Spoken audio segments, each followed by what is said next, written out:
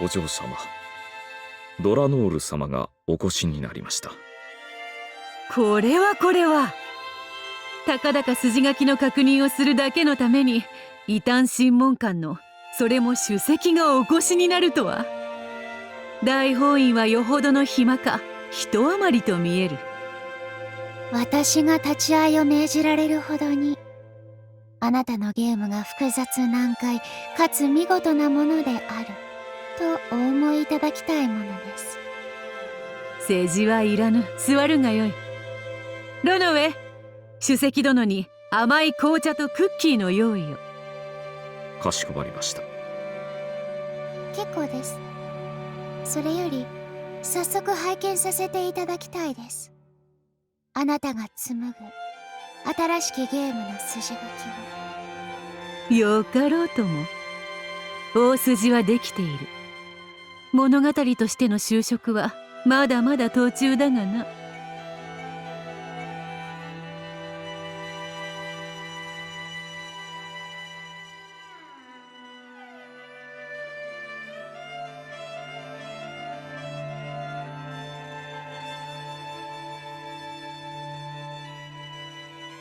今回のゲームには何という名を？まだない。わらわはいつも物語を完全に書き終えて最後に名を考えるのでな。了解です。それでは早速拝読させていただきます。役得と言いたいところですが、見事に整えられた物語となってからの所読となれないことが残念です。それがデバッガーの気の毒なところよ。今回も実に複雑怪奇な事件のようです。これが物語に昇華されたらどのようなものになるのか本当に楽しみです。世辞はよい。さっさとページをめくれ。わらわはまるで原稿を持ち込み編集者を前にした新米漫画家のような気持ちであるぞ。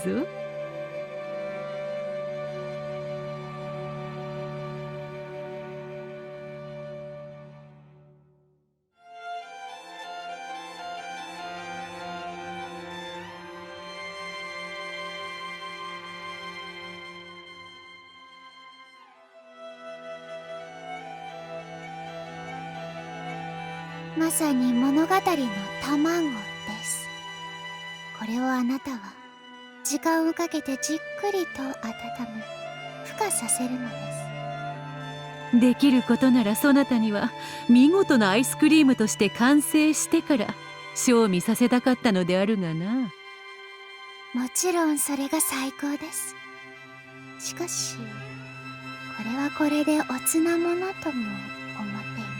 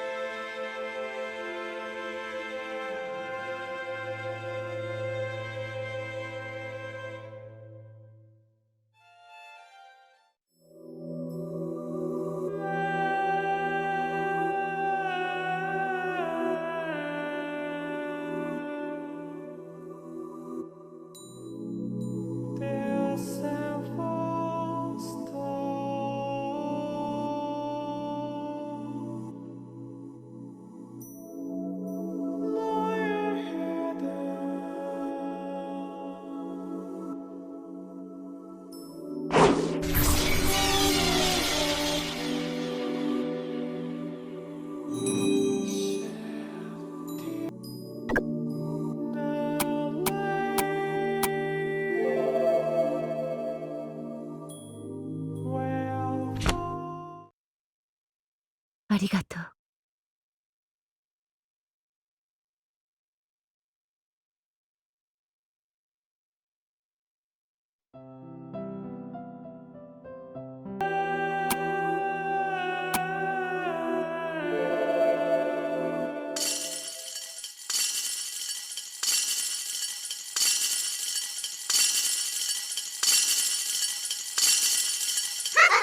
あ。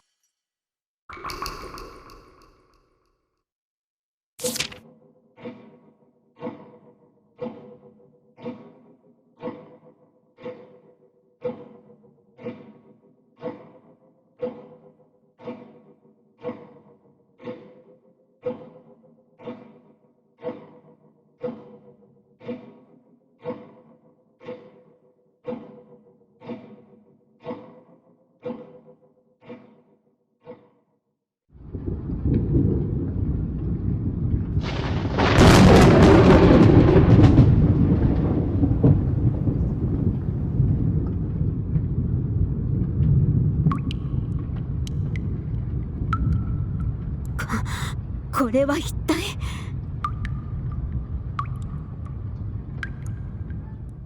怯えることはない。進むがよい。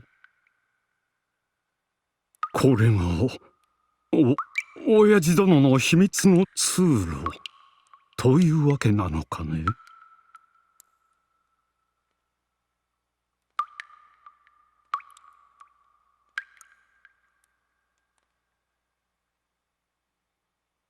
まさかクラウスまで暗闇を怯えるのではあるまいな。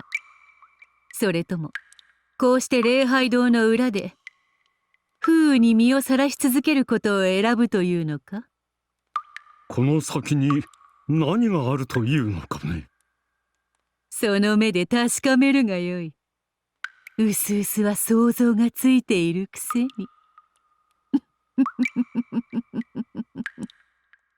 あなた、やめましょう。きっとこれは何かの罠です。私もできることならば、こんな薄気味の悪い階段を降りたくなどない。しかしどうやら私たちには選択の余地はなさそうだよ。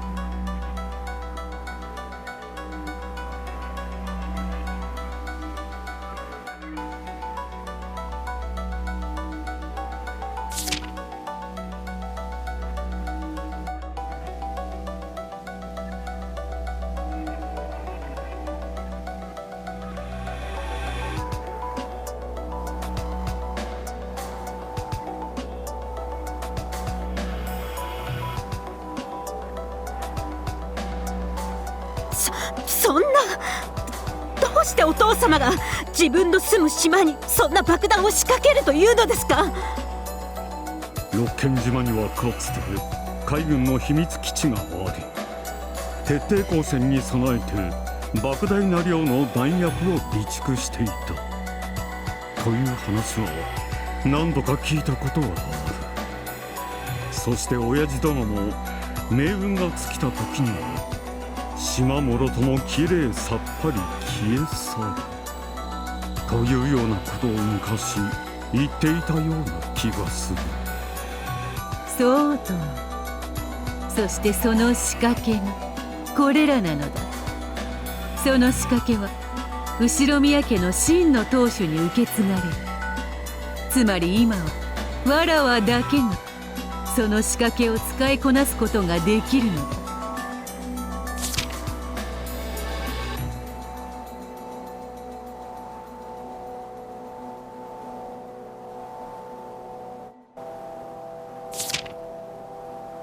はい。かつて親方様が作られた時限爆弾の仕掛けは今や新しき当主ベアトリーチェ様のものでございます。そんな。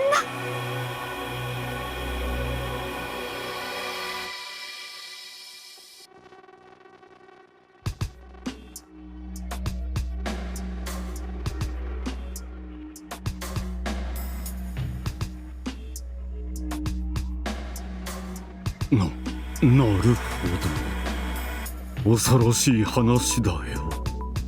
しかしそれは戦争中の爆薬ではないかね。それが今も起爆するとは思えんのだが。問題ありません。親方様の命により定期的に検査を行っておりました。もちろん爆薬のテストもしたぞ。その威力は申し分ないものであった。あの程度の量であれだけの威力を見せたのだ。少なくともこの屋敷を中心に数百メートルを完全に吹き飛ばすなど造作もないことであろうな。爆薬のテスト？そうであるとも。わらわは昨年爆薬の威力を実験するためにあるものを爆破したのだ。そなたたちもよく知っていたものだ。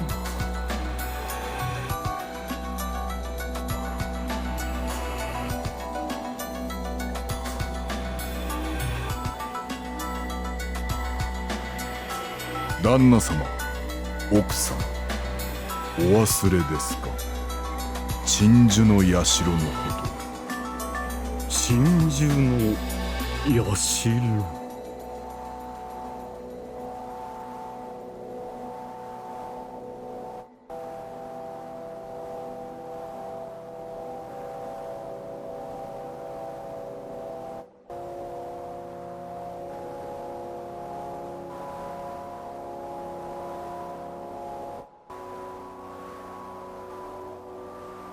まさかそんな。そういうことよ。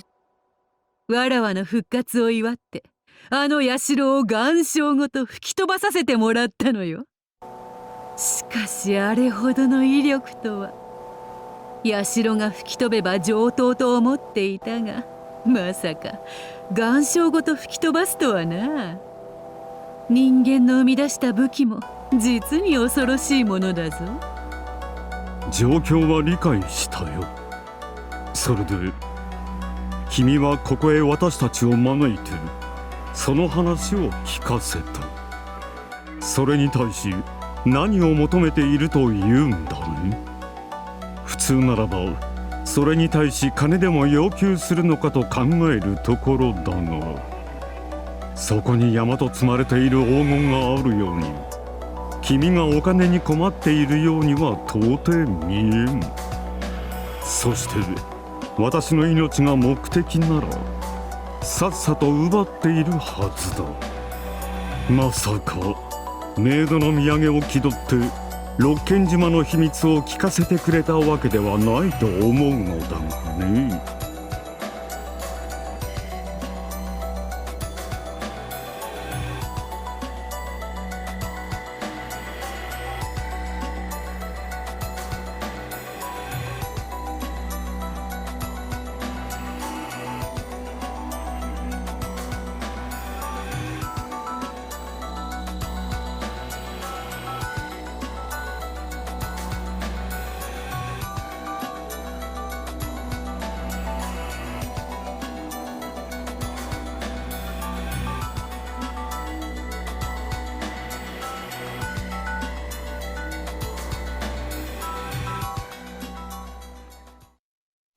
君はこれから何かの条件と引き換えに私に何かを強いるつもりだろう。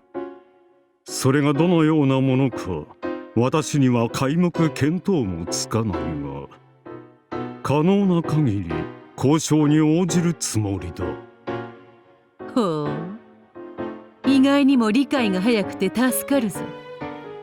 おそらくそれは断りがたいものだろう。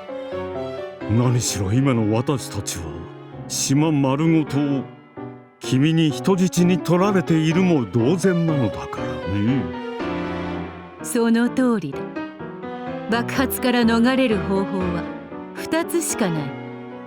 1つはわらわしか知らない方法によって次元装置を解除すること。もう1つはこの格子の向こうの地下通路より島の反対側へ行き、爆発を逃れることのみだ。見ての通り、この格子の世情も我が手中にある。いずれの方法で生き残るにせよ、わらわを拒むことなどできんのだ。分かっているとも。私たちも自分の命は惜しい。しかし同時に君も私たちに何らかの協力を得なければならないらしい。次元爆弾と黄金という最高の切り札を2枚も持つ君が、私たちに首を縦に振らさなければならない都合があるらしい。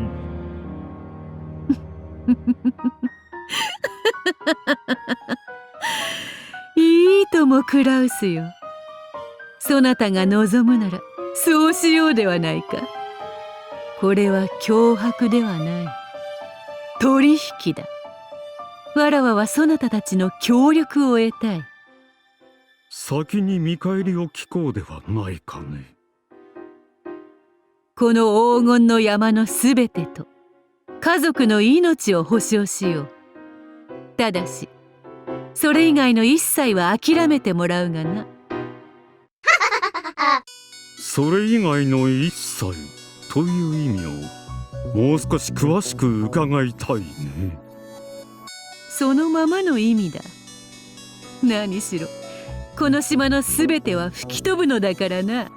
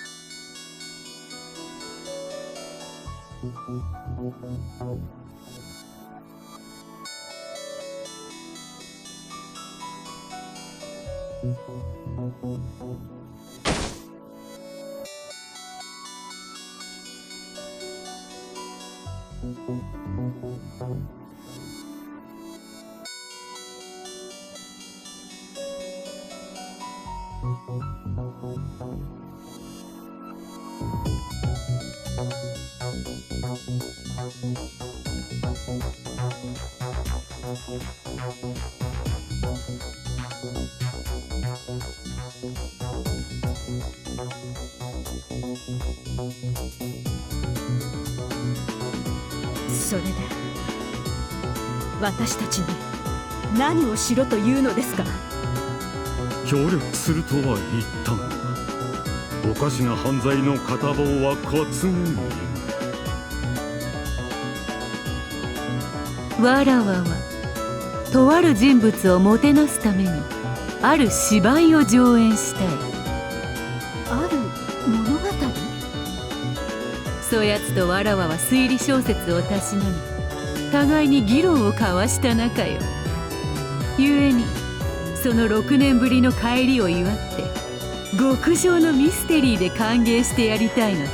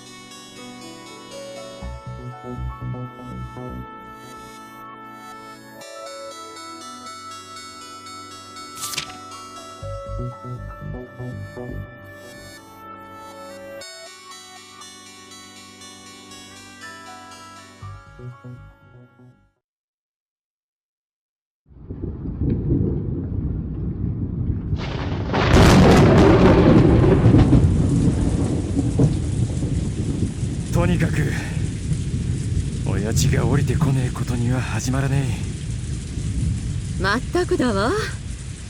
私たちは兄さんと話しに来たんじゃない。お父様と話をしに来たのよ。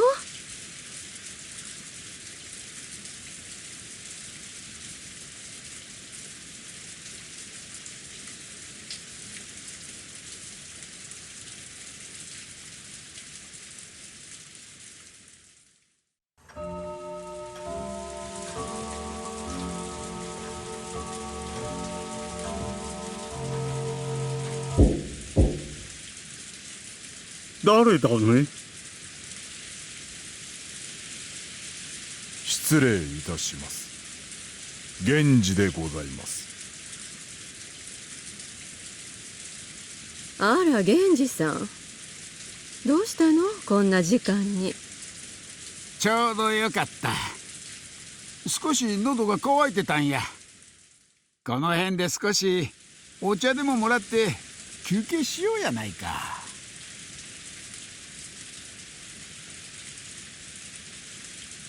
皆様方、親方様が書斎にお呼びでございます。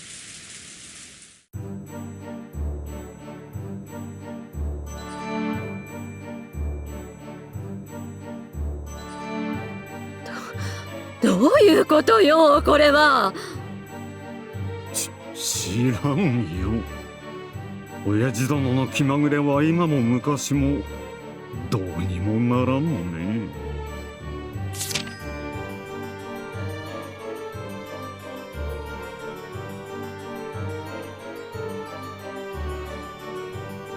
お待ちを。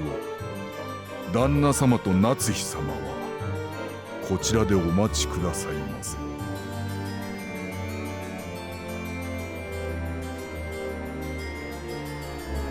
あら、これはどういうことなのかしら。兄さんたち抜きで先に私たちに話したいことって一体何なのかしら。わからんね。親父殿が考えることはいつだってわからんよ。親方様、源氏でございます。親族の皆様をお連れいたしました。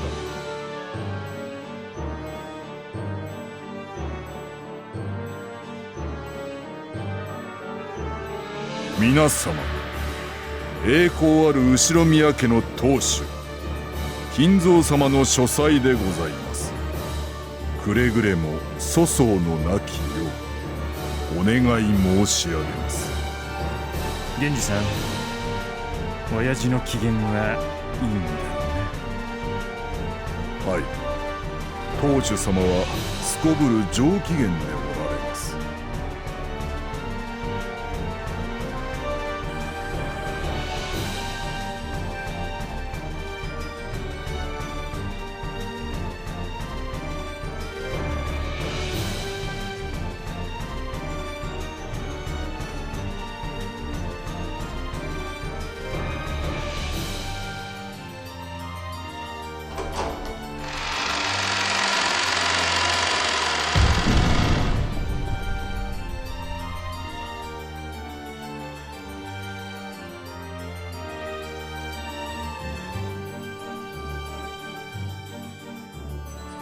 これで私たちの仕事は果たせたのでしょうか。とりあえず今夜の仕事はあの女は不吉です。迂闊に近寄れば自らごと全てを滅ぼしかねない嫌な気配を感じるのです。夏日もかね。私もだよ。だからあの女の言いなりになるべきだと思ったのだ。あの女はもし私たちが首を縦に振らなかったなら、あの場で即座に私たちを殺していただろう。使用人たちも全員あの女の手下なのですね。誰だって死にたくはないさ。それに私たち同様に多くの報酬が約束されているのかもしれない。何しろ200億の黄金をお持ちなのだからな。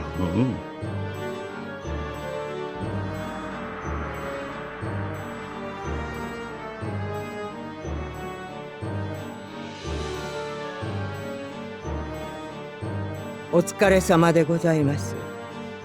旦那様方のお役目は今夜はこれで終了だそうでございます。彼らにナジャ殿は何の話をしているのだね。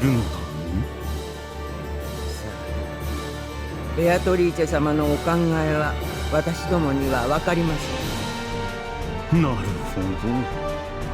ど。ナジャ殿も親父殿も気まぐれなあたりは実によく似ているようだ。私たちはこれからどうすればよいのですか？今夜はこのままお部屋にお戻りになり、お休みになられるようにとのことです。明日からは明日からのシナリオに沿われますようにとのことです。熊沢さん、あなたもあの魔女に買収されているわけかね。私も命が惜しゅうございますので。爆弾の話かね。あれは本当なのかね。本当にこの島の地下には爆弾が仕掛けられているのかね。おそらくは真実でございましょう。実際に鎮守の社を爆弾で吹き飛ばしているのですから。熊沢はこれから何が起こるのか聞いているのですか？とある方を驚かせるための大芝居としか聞かされておりません。それ以上はご容赦ください。私も余計なことをしゃべれば命はないと脅されておりますもの。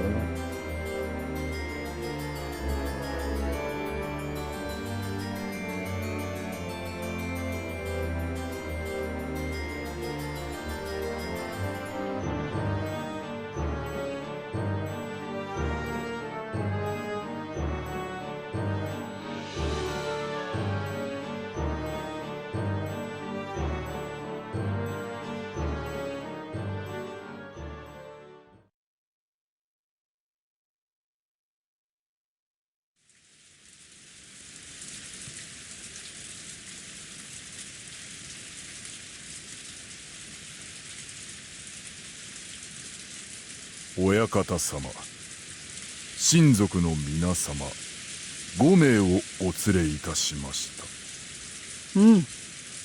ご苦労であったな、源氏。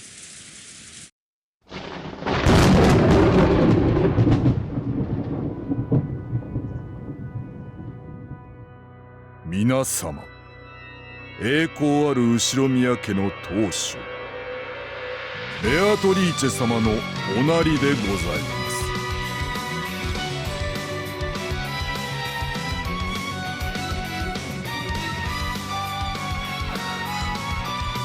す。これは何の冗談なの？源氏、これはどういうこと？こら驚いたわ。まさに肖像画の魔女により二つやで。そのドレス特注したんかいな。お静かに。当主様の御前でございます。死後は慎まれますよ。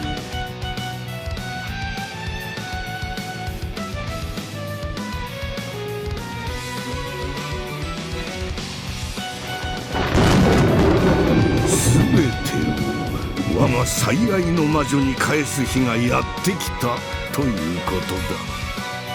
今夜私は後宮家のすべての財産と後宮家当主の指輪を彼女に譲り渡したのだ。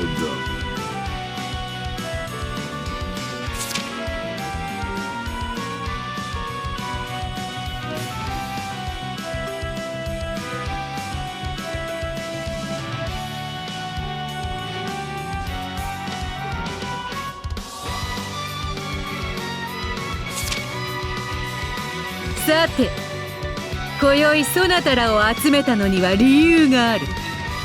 わかる者はおるか？いきなりそう問われてもひらめきはしまい。だからヒントはくれてやろう。クラウスと夏日を呼ばなかったことに意味がある。源氏はカウントしなくてよいぞ。こやつはまだまだ役に立つのでな。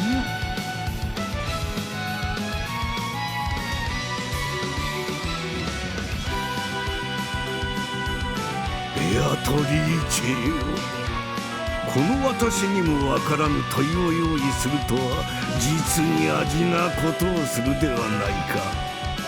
なぜそなたの復活をクラウスと夏日に居合わせぬのだ。わからぬか金蔵もう一つだけヒントをやろうではないか。それはついさっき大広間で大時計が何を知らせたのかであるわ。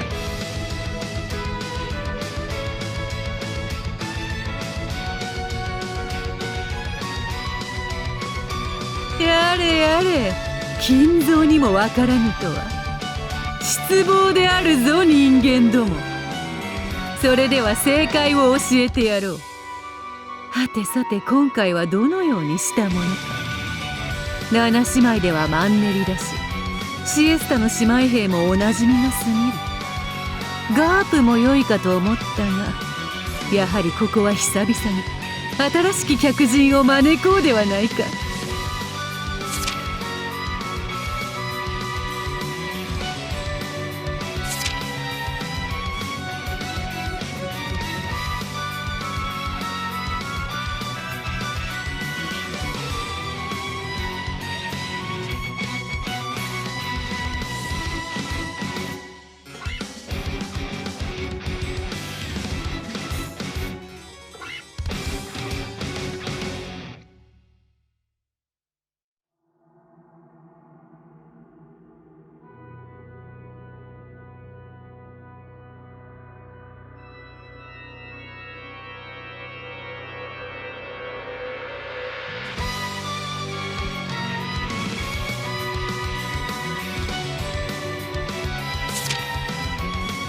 さーて誰を招いたものか。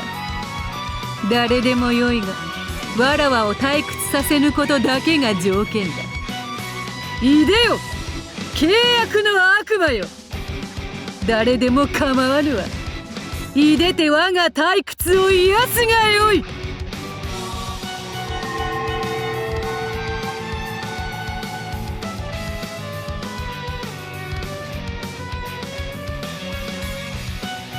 これは美しい召喚だ。やれやれ、誰を呼び出したやら。この荘厳さ、72柱の大悪魔と見える。さすがは金蔵、召喚に関しては実に詳しい。そうよ、呼び出したるは72柱の大悪魔。ただ誰が現れるかはわらわにもわからぬがな。恐ろしいやつよ。そのようないい加減な心がけで大悪魔を召喚できるのだから、その魔力にはつくづく敬服する。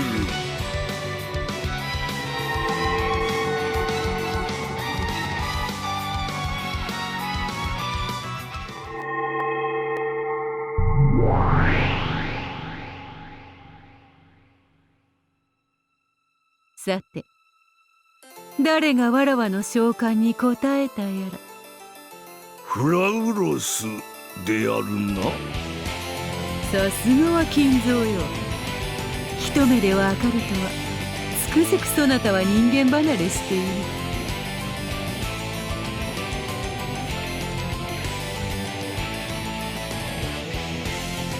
フラウロスよ、久しぶりであるな。我が召喚に応えたということは少なくとも今は誰の契約にも服していないということ。嬉しいぞ、そなたを味方として迎えられて。72柱、序列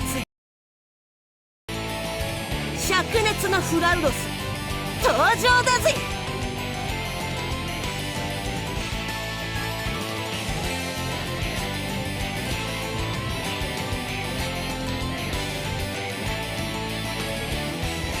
誰でもいいなんていい加減な召喚だったけど、面白そうだからと来てみれば、召喚者はまさかのあの大ベアトリーチェ卿だぜ。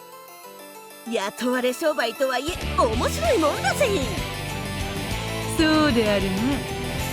かつてそなたはわらわと敵対する魔女と契約していた。そなたの相手は実に骨が折れたものよ。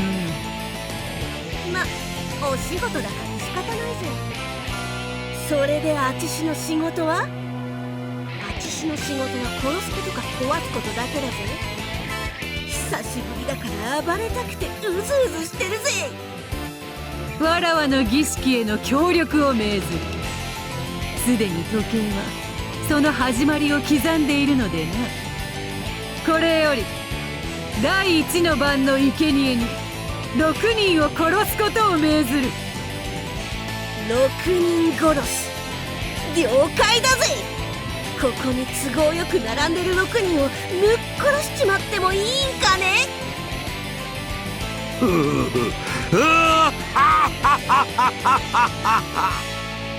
なんとそういうことか。これは私も運がない。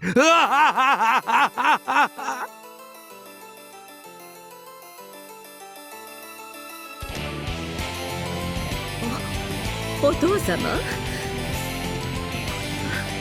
一体どういうことなんです？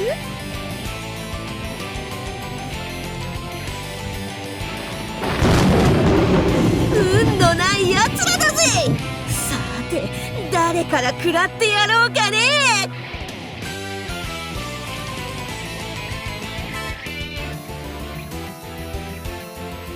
悪く思うな。そなたらに罪はない。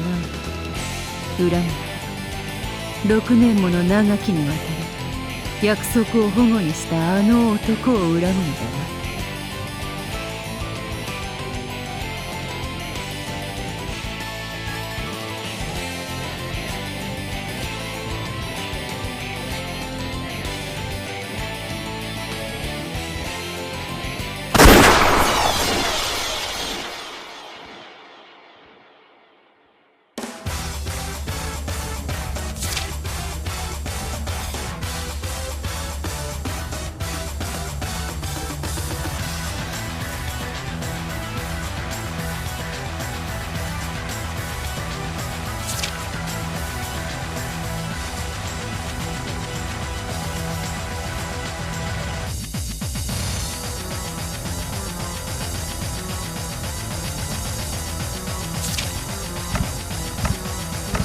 あちしが獲物を逃がすと思ったかい。お前らこれから順番に料理してやるから首を洗って待ってやがれ。だぜ。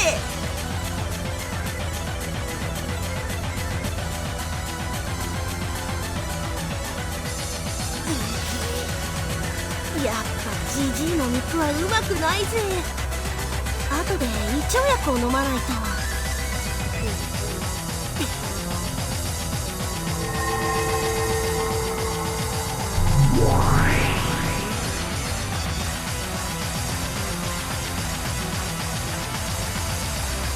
悪いけどお前たちは丸飲みじゃなく柔らかい肉だけをかじらせてもらうぜ。一匹丸飲みにしただけで胸焼けなんてあちしはもう年だぜ。俺たちは夢を見てるのか。これは何の冗談なんだよ。クソクソ。誰かおらんかいな。ここを開けてくれ。あかんのや。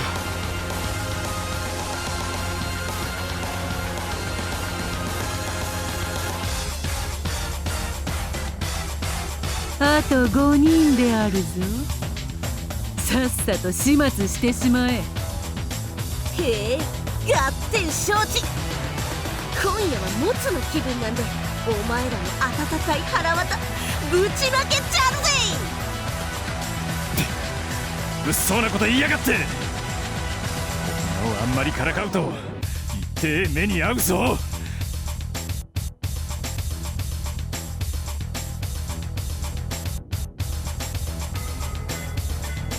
お前はレバーがうまそうだぜ。そら歯を食いしばりやがれ。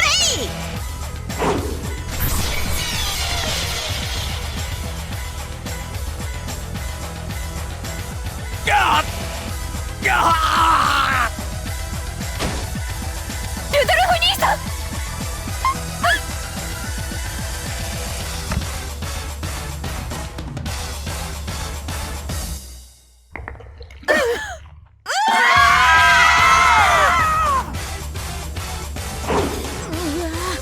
まずそうな色をしてやがるぜ。さて次はドイツの腹渡を開いちゃおっかね。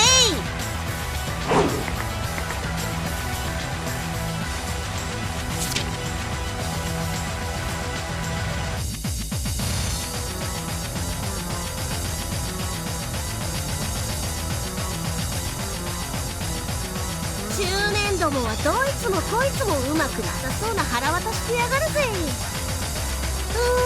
心臓がお腹でゴロゴロする。吐きそう。ひどい光景です。確かにこのように死体がちぎれ飛び、内臓が散らばる血まみれの第一の晩は実に見事だ。エヴァの再来を思わせる残忍さであるぞ。別に残忍なつもりなんかないぜ。あちしはただ命令された相手を食らっちまうだけだぜ。さて次は誰をぶっ殺しちまうんだぜ。100年も釜の中に閉じ込められてたから、久々のシャバなんで羽を伸ばしたくてうずうずしちまうぜ。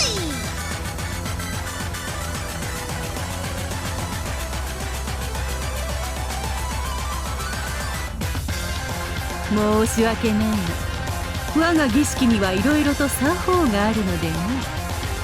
そなたの出番は次の第2の晩までな。せっかく血の雨が浴びられたと思ったのに、そんな肩透かしだぜ。そなたが呼び出されるのはいつも敵の群れの真っ只中であろうからな。100年ぶりの獲物がまずはたったの6人で、実に申し訳ない。せっかく血の雨が浴びられたと思ったのに、そんな肩透かしだぜ。そなたが呼び出されるのはいつも敵の群れの真っ只中であろうからな。100年ぶりの獲物がまずはたったの6人で、実に申し訳なく思うぞ。まああちしは時間内食べ放題が大好きだけど、もったいぶってちまちまと出てくる懐石料理も嫌いじゃないぜ。このあちしを呼び出した以上、きっちり最後まで大ベアトリーチェのフルコースを楽しませてもらっちゃうぜ。そなたが暴れてくれれば暴れてくれるほどに、わらわは退屈せずに面白い。わらわもそなたが楽しんでくれることに期待している。じゃあ第2の晩まではお役御免ってことでいいんかね。それまでのんびりくつろぐがよいぞ。じゃあしばらくあちしの好きにさせてもらうぜ。熱い雷雨を浴びながら存分に表を駆け巡りたいぜ。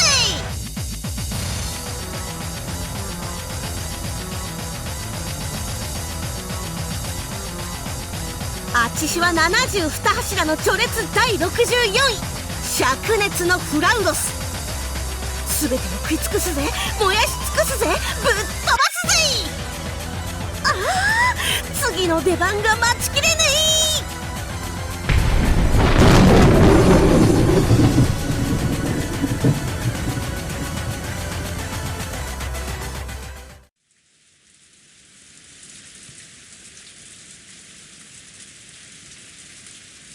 やれやれ、あまり派手にしてくれるな。この部屋にそのつもりはないが、以降は密室殺人の趣向で行くのでな。そう自由気ままに壁をぶち抜かれてはたまらんぞ。それは悪いことをしたぜ。あちしは殺すのと同じくらい壊すのも大好きなもんで、焼き払うのはもっと大好きだぜ。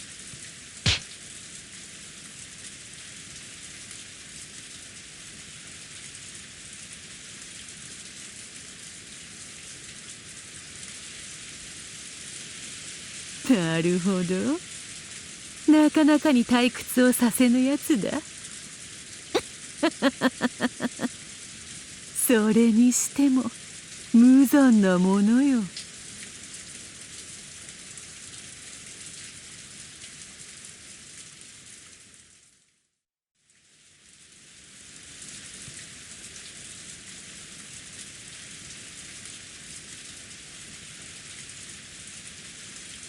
たまにはこのような大胆な第一の番もおつなものよ。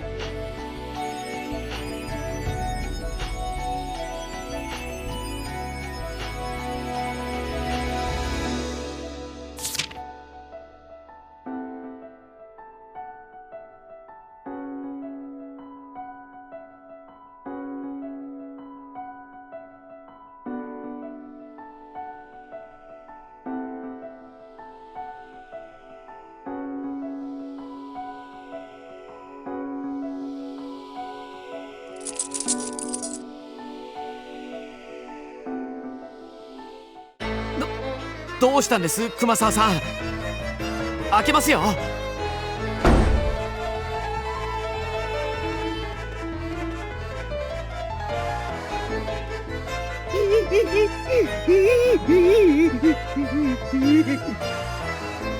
どうしたんですかシャノン。シャノン。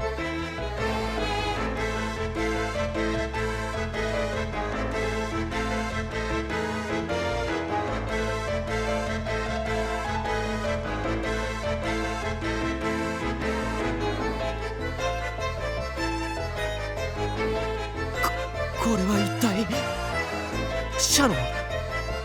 シャノンは私は存じ上げません。そんなはずはない。熊沢さんの入る直前にシャノンが入ったんだ。どうしていない。シャノン。シャノン。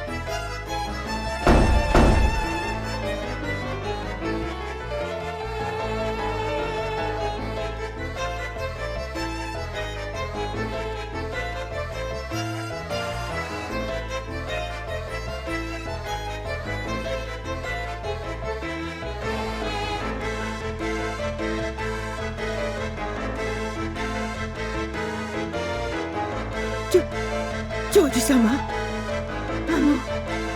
そこに親方様の封筒が。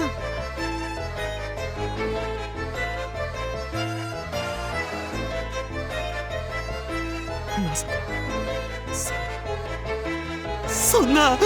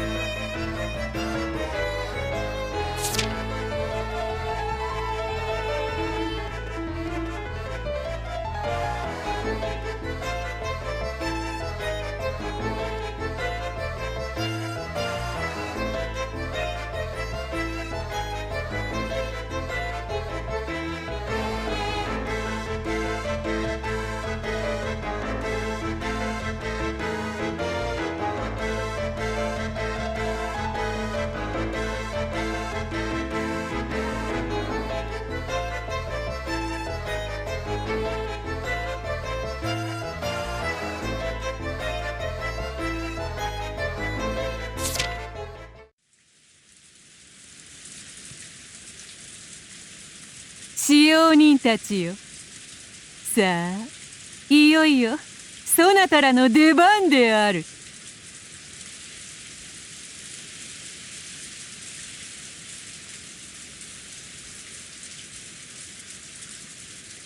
本当にうまくいっているのでしょうか。不安ですね。こういうことは初めての経験なもので、楽しいやら緊張するやら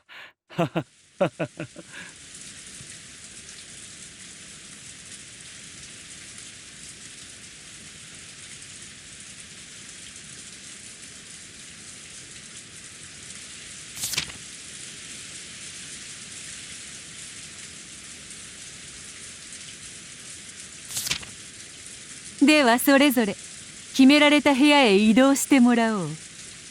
死体のふりは意外に疲れるぞ。疲れない格好で倒れておくことだ。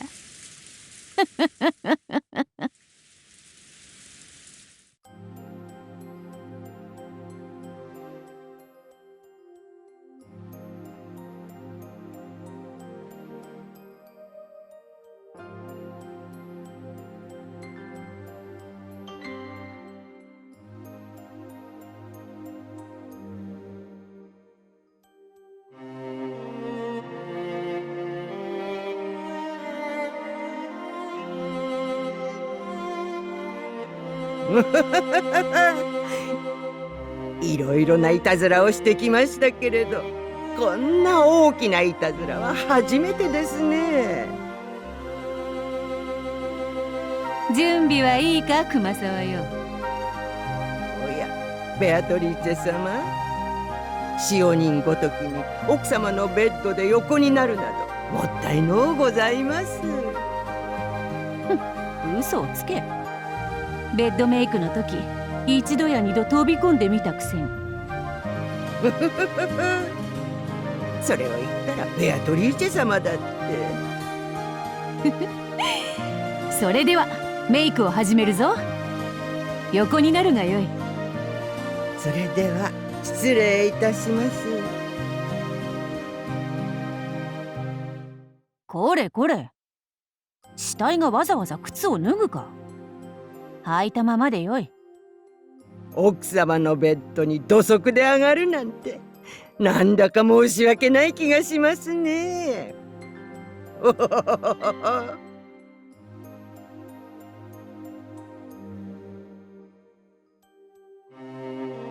良い姿勢は見つかったか。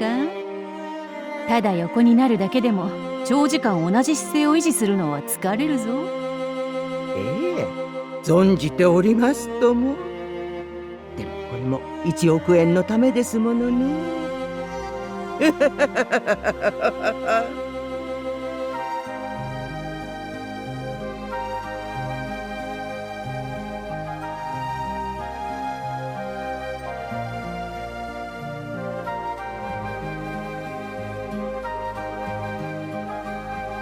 こんなところでしょうかね。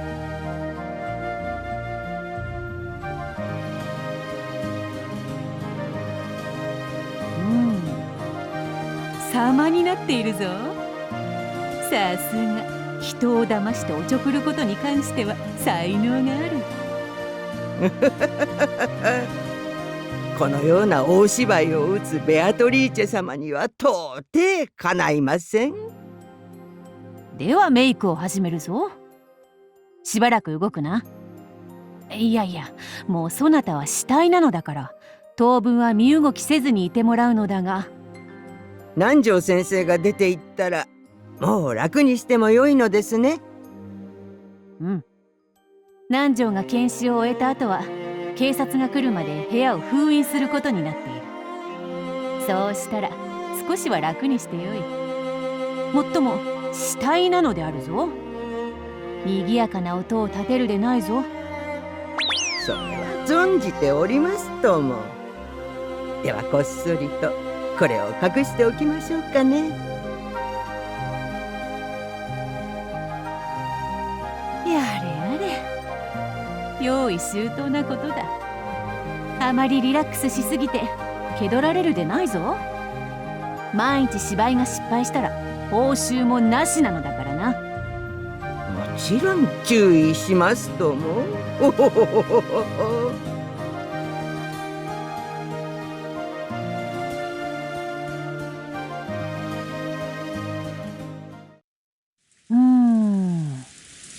すまんが、うつ伏せになってくれぬか。仰向けではどうも格好がつかん。うつ伏せでございますか。できはしますが、それでは少々息苦しいかと。仰向けではいかにも寝ていますという感じで、実に白々しいのだ。ちょっと試しにうつ伏せになってくれぬか。試しだ、試し。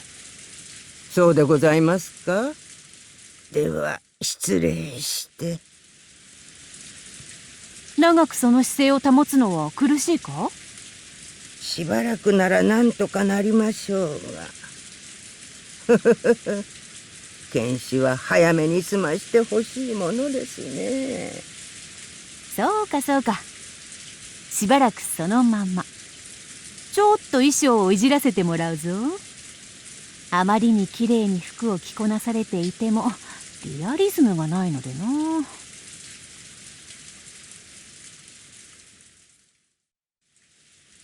ちょっとすまんな、通すぞ。そのままそのまま。はいはい。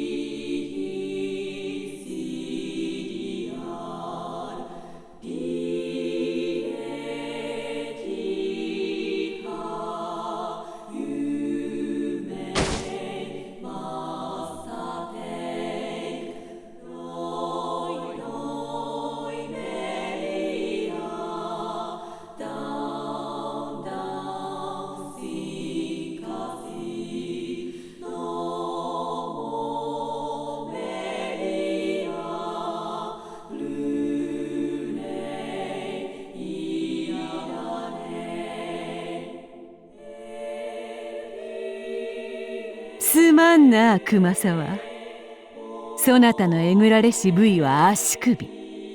足首を打たれてから殺されるのでは余計な苦痛が負うかろう。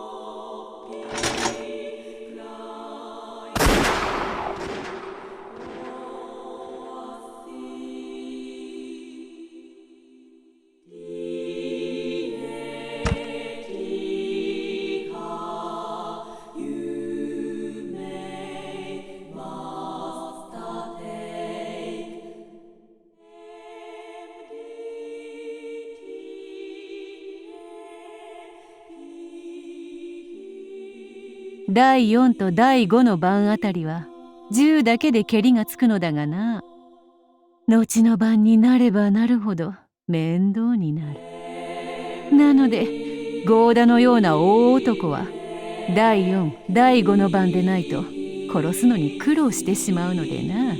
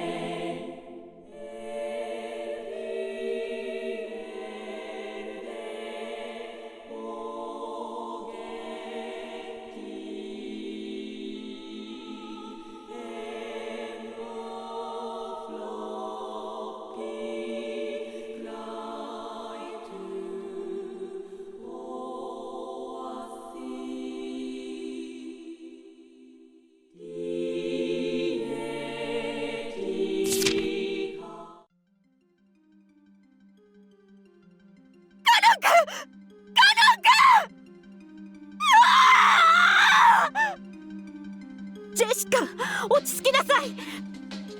見てはダメ、入ってはダメ。なんてこった。畜生。これで使用人たちは犯人かもしれないという疑いは晴れましたね、夏日おばさん。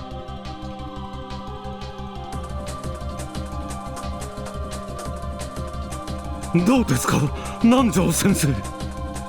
詳しい死因は分からんが、死んどることは分かる。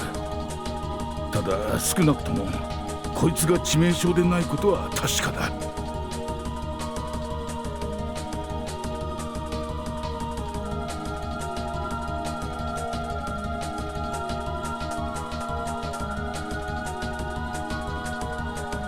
とにかく警察のためにも現場はそっとしておいた方がいい。私たちが勝手に荒らせばそれだけ捜査を妨害してしまうことになる。同感ですな。この部屋はこれまでにした方が良さそうだ。それより手紙の中に入っていた貴賓室の鍵とやらが気になりますな。考えたくはないが、貴賓室にもおそらく。行ってみましょう。なんということだ。彼らをゲストハウスから追い出さなければ。すまないカノン、君たちを信じてやることができなくて、部下を信じることができないなんて、私は人の上に立つ資格はない。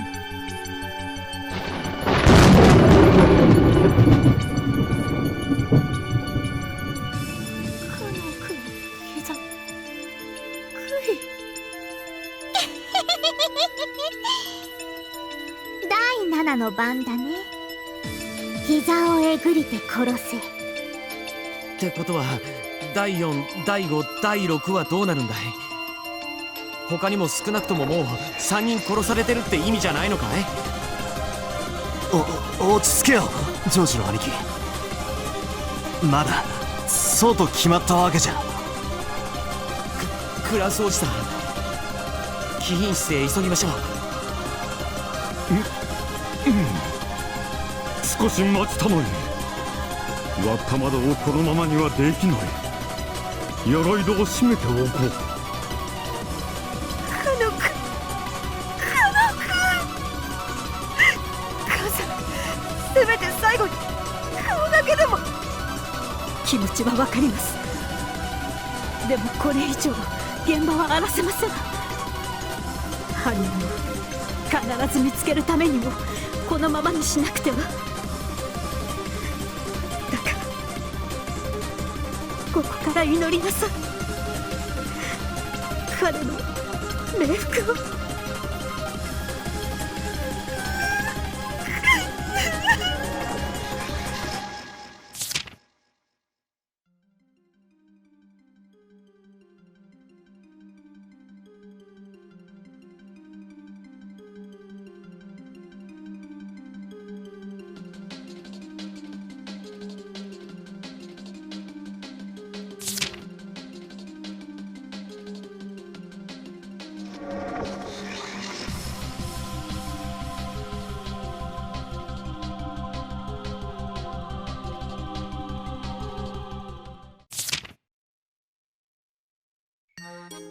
お疲れ様。守備はどう？ただ寝てるだけさ。こんなもん肥料の袋を運ぶ仕事より簡単さ。ご苦労であったぞカノン。これでそなたはお役御免だ。ありがとうございます、ベアトリーチェ様。じゃあね、姉さん。また次のゲーム版で。うん、また次のゲーム版で。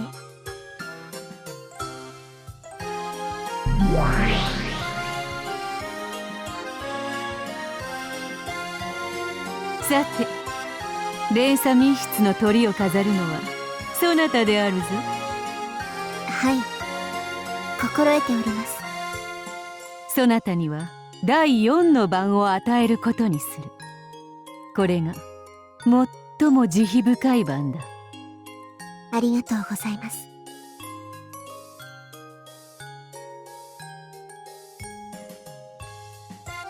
どこがよろしいでしょう？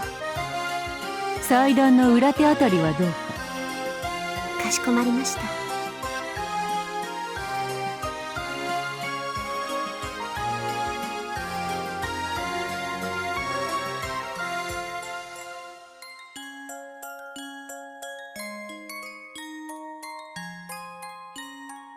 どうだ？問題ないか？はい、十分です。問題ありません。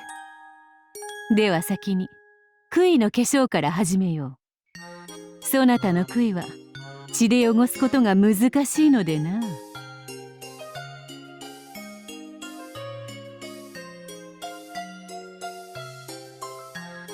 こんなものか。そちらの準備はどうだ？はい、こちらも準備できました。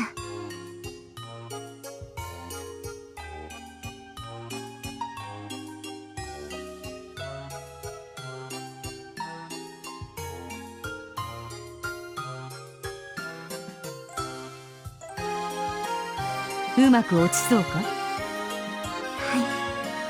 い、問題ありません。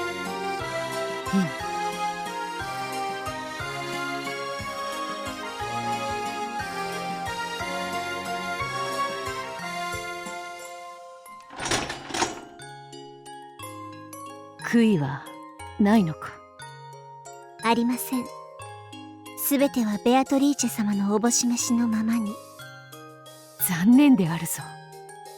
誰かが碑文の謎を解けたならそなたも死なずに済んだもの。解けるわけがありません。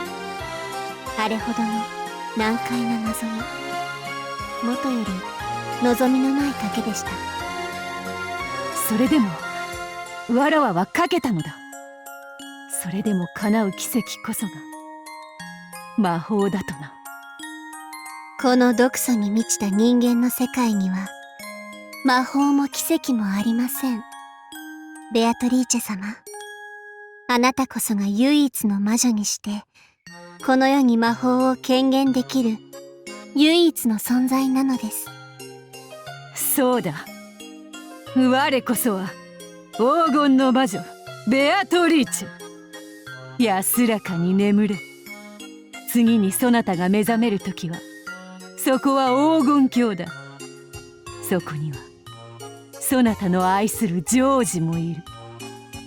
ありがとうございます、ベアトリーチェ様。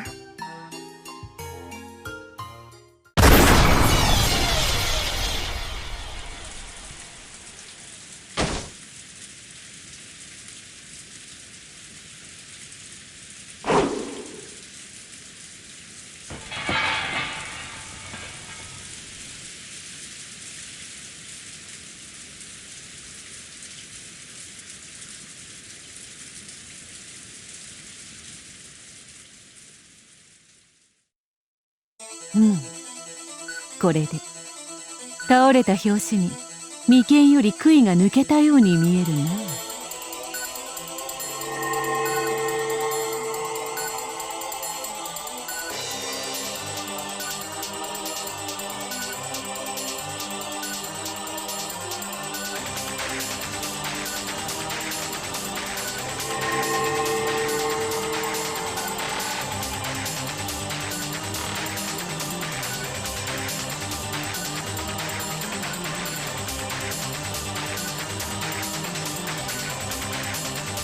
さあこれで非分連続殺人は終了であるな。どうであるかバトラー。わらわのミステリー楽しんでくれると良いのだが。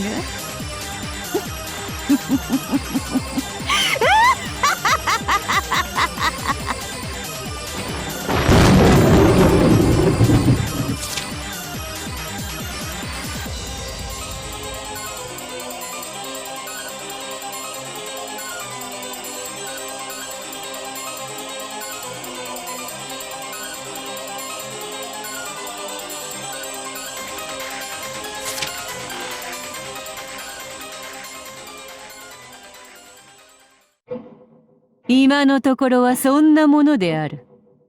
ここから読み物としての体裁を整えていくのが一番骨が折れるのだ。表の物語と裏の物語、これを一致させつつ読み物として充実させるのは実に苦労する。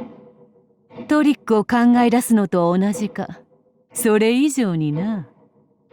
そしてその上辺の物語だけを読ませるのですから、あなたの物語はなんとも贅沢な限りです。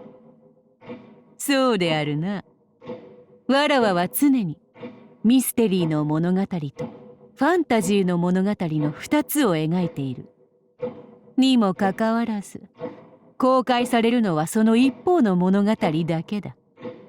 それは例えるなら、牛より最も上質なる肉をわずかだけ切り出し美味なる料理として残りは全て捨ててしまうかのような贅沢だ。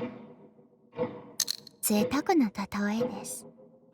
しかし惜しくもあるのではないですか。惜しいとは？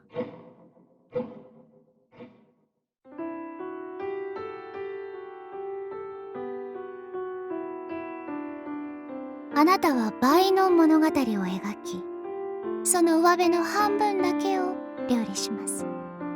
贅沢に捨てられた残り半分を知る者は、その味と大胆な切り捨てに驚きと称賛を送るでしょう。しかし世の中の人間すべてがあなたの望むほど舌が肥えているとは限らないのです。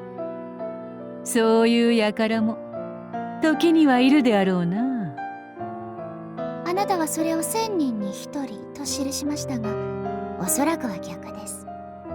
1000人に1人を除いて全ての人間はあなたが本当に読んでもらいたかったにもかかわらず、切り捨てて葬った残り半分の物語を察することもできないに違いないのです。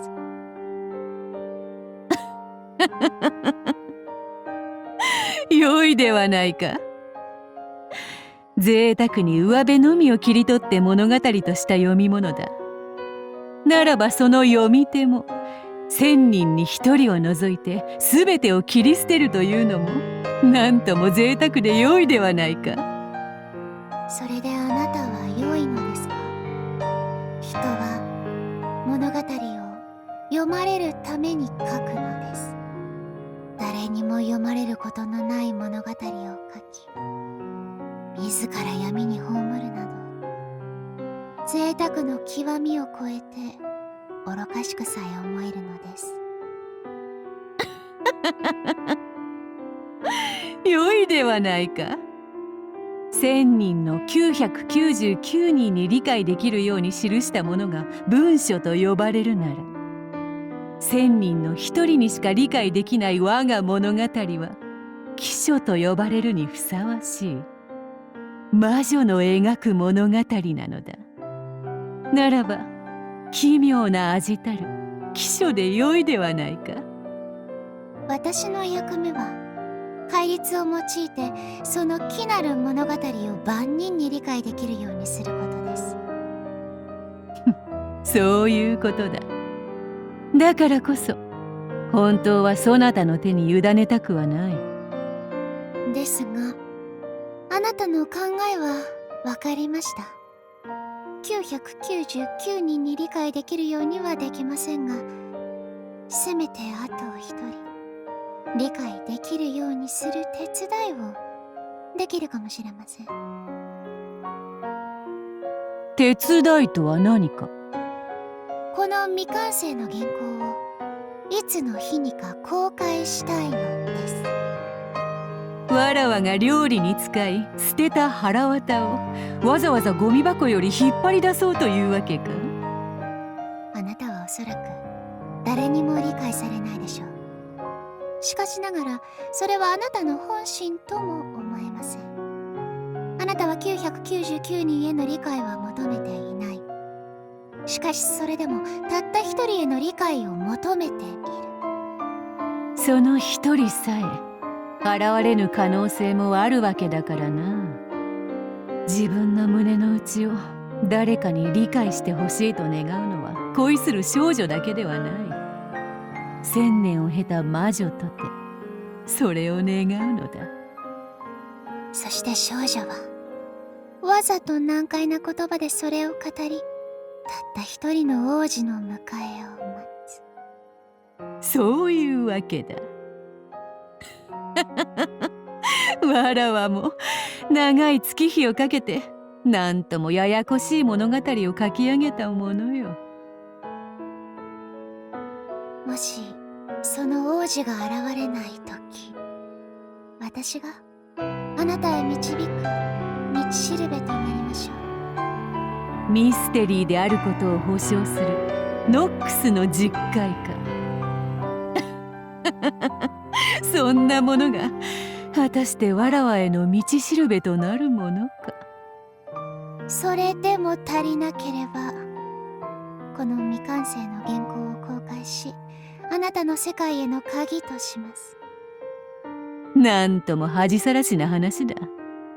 告白する勇気もない小娘が友人に代弁させるかのようではないか。それで成立する愛もあるのです。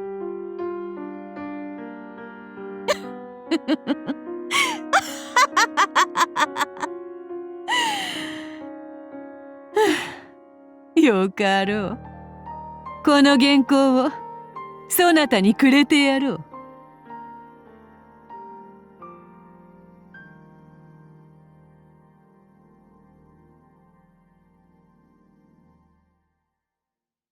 そなたの好きにせよ。ただし条件が一つだけある。何でしょう？わらわの生あるうちにその封を解くことを許さぬ。それではこの原稿によって真実にたどり着いた人々があなたに答えを告げられません。わらわの待つ王子はその原稿を読まずに至ったもののみだからだ。猫の腹を裂いた後では猫をめでることはできまい。そのボトルを開けるとはすなわちわらわの腹を裂くも同じことだからだ。わかりました。そのようにいたしましょう。願わくばこの原稿によってあなたの墓に参る者が現れることを心より祈ります。どうだかな。かけらの海の魔女諸剣は実に冷淡であるぞ。わらわの墓に参る者が仮にいたとして唾を吐きかけるだけであろうがな。あなたが愛ある者に見える物語を書いたなら、あなたもまた彼女たちを愛するべきなのです。あなたの求める王子とてあなたに愛がなければ見えないのです。